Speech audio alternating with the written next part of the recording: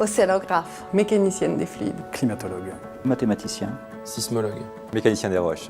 Biogéochimiste. Physicien. Hydrogéologue.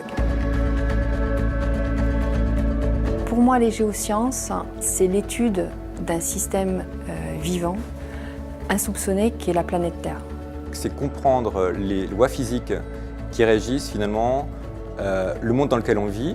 De jeter la lumière sur la machine Terre, comment elle fonctionne. L'étude complète de la Terre, sous toutes ses formes, toutes ses enveloppes, depuis le noyau jusqu'à l'espace, jusqu'à ce qu'on soit plus sur Terre. C'est de pouvoir prévoir ce qui va se passer et également pouvoir agir sur le système pour l'orienter d'une manière bénéfique. Mener à une meilleure compréhension de notre planète.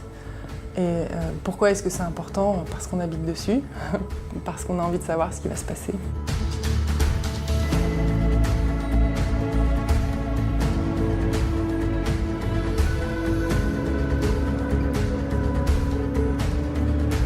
Les enjeux actuels des géosciences, les grands enjeux scientifiques du futur sont des enjeux d'échelle globale. On s'en rend bien compte avec le changement climatique.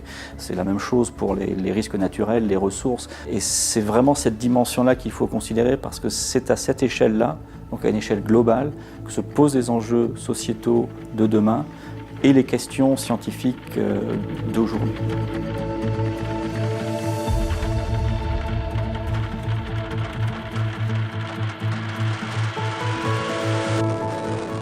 Je voulais aller au soleil voir des cailloux. Et puis en fait, je me suis rendu compte que ce qui m'intéressait plus en termes professionnels, c'était la physique des phénomènes et donc cette notion de quantification qu'il y a derrière. Et je me suis rendu compte qu'aussi ce que j'aimais, c'était cette notion d'observation depuis l'espace. Je trouve ça fantastique qu'on puisse regarder des déplacements millimétriques à partir de satellites qui sont en orbite autour de la Terre.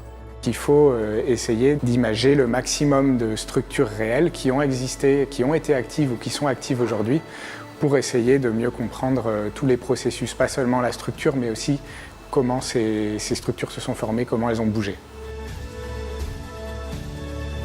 Je suis arrivée par l'océanographie, mais parce que j'aimais aller en bateau. Bon, c'était du bateau à voile, mais j'aime bien cet élément. Donc, naturellement, j'ai continué vers l'observation océanographique. La passion de beaucoup entre nous ici, c'est vraiment chercher de mesurer. Et ce qui est très intéressant dans ce département et qui vraiment n'existe pas ailleurs, c'est ces champs disciplinaires complets sur les sciences de la planète dans un même endroit.